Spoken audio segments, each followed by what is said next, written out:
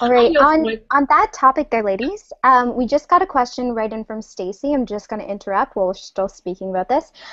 She said, how can you tell the difference whether you are in a healthy communion and working into depths and working through natural ebbs and flows, or if my ego mind is in self-sabotage mode? Okay. I like that question.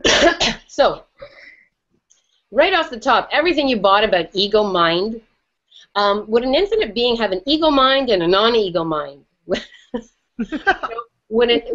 I love this.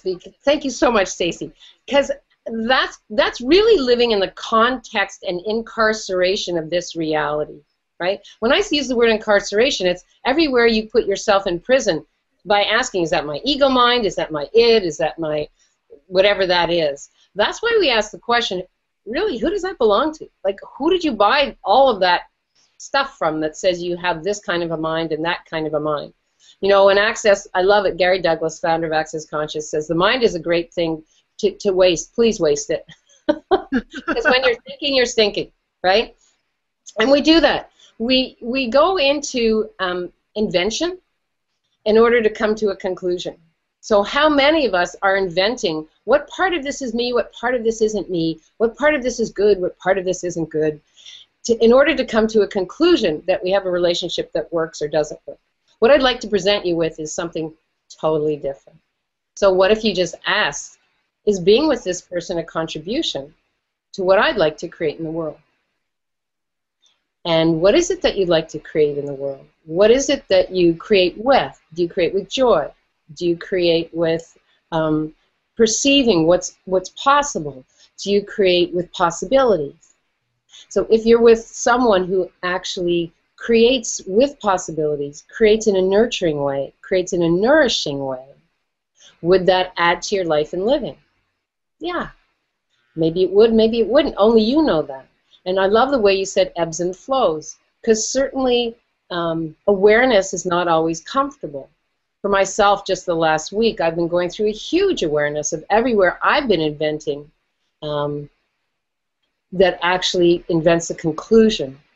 So, for instance, if you decide something isn't working, you're actually going to conclusion. There's no question there, right? So what energy, space, and consciousness can you be to eradicate and eliminate all the inventions, like ego mind, all of that stuff, that arrive at conclusion? And anywhere that is in your universe, would you be willing to let it go? Good and bad, right and wrong, POD and POC, all 9 shorts, boys, and beyonds. Yeah. So yes, every relationship has its ebbs and flows, has its places where you've got to be gut honest with yourself and ask, is this working for me?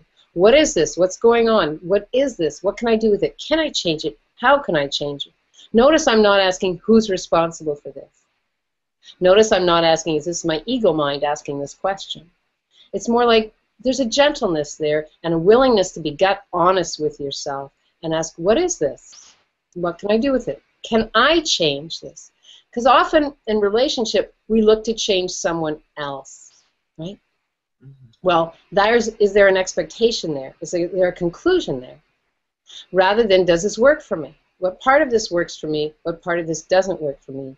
And what am I inventing with the conclusion that I'm choosing? Because only you know what works for you. So everything that brings up for everybody, everything that is, would you be willing to uncreate and destroy that? Good and bad, right and wrong, POD and POC, all 9 shorts, boys.